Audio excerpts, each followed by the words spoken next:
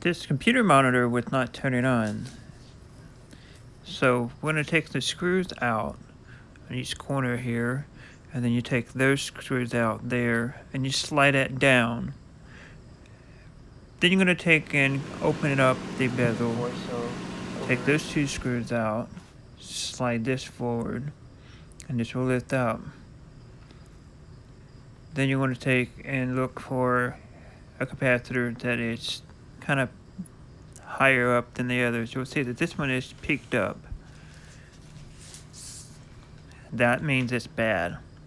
So take out the screws on the circuit boards for the blue and the beige one here, and disconnect the wires for the lamps, and you'll be able to take and pull this board off just like that.